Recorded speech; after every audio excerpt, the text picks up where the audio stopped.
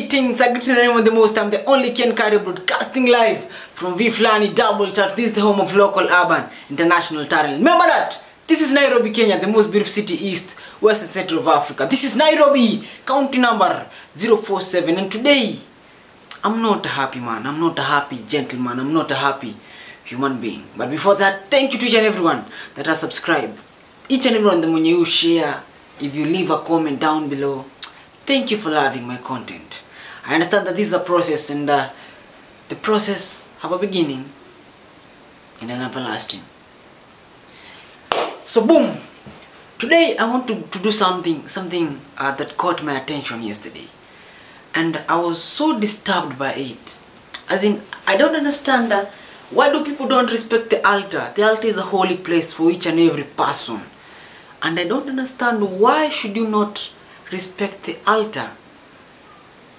It's written that you should be clean. You should be very clean. You should be very, very clean when you're going to talk to your God. You should be very clean when you're around God. You must respect the Almighty. And you also must respect the altar. What am I talking about? I'm talking about this pastor from Ghana. The so-called pastor from Ghana. Wow.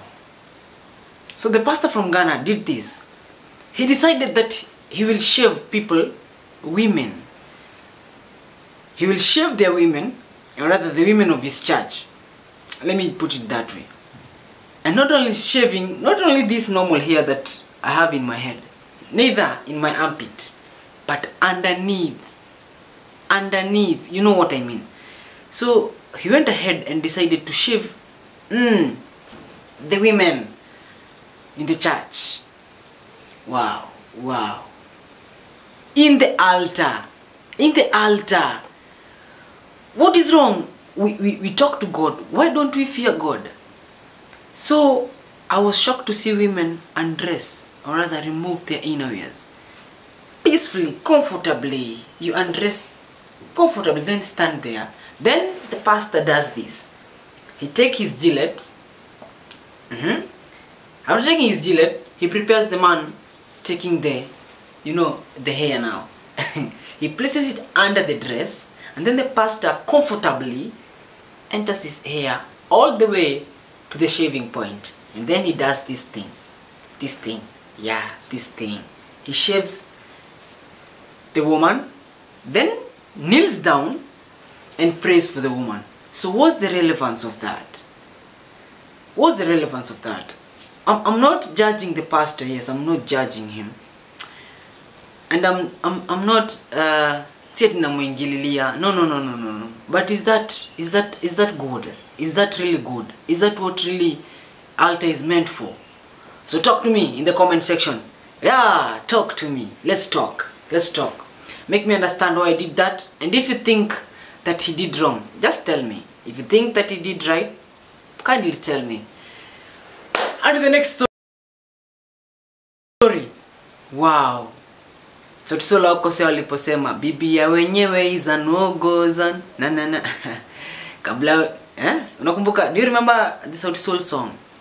You know, music will talk to you. Music is like a prophecy. It will prophesy things that will happen in future, and it can talk to the things that happened before us, before I, before you, before each and everyone.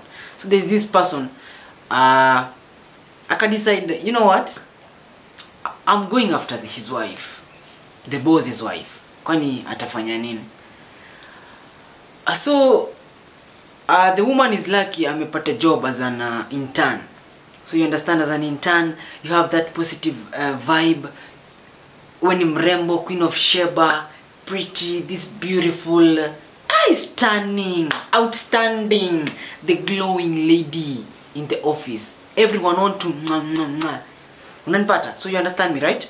So there's this guy, and I decide, you know what, I must go after this lady. In fact, I'm the boss. So what? Wow. And just as a normal human being, vile tu amefikiria tu ana mixtape. Pop! He wins the lady. Goes for jogging together. Does everything together. Go for lunch together. In fact, They even arranged for, what do I call it, a lodging night together. Wow. So the husband to this lady tells the boss, you know what, you might be the boss, but remember that this is my wife. Please stay away from my wife. I warn you 1, twice, thrice, and even 4th times.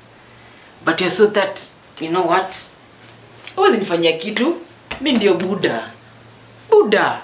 If I've invested in someone's life, then you try to come and take of that advantage of that person that I've put all my investment in.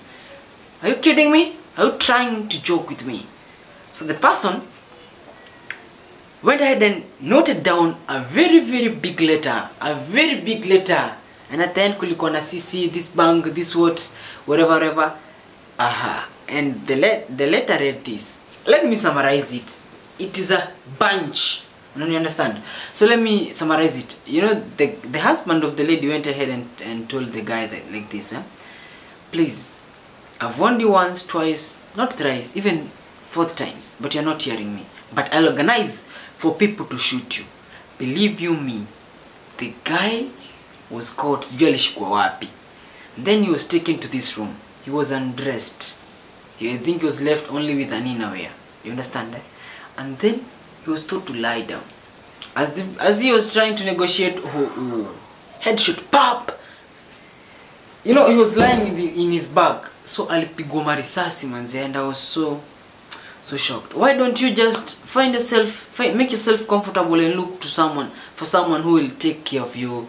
Don't go destroying relationships. Don't go looking for ladies who are already taken.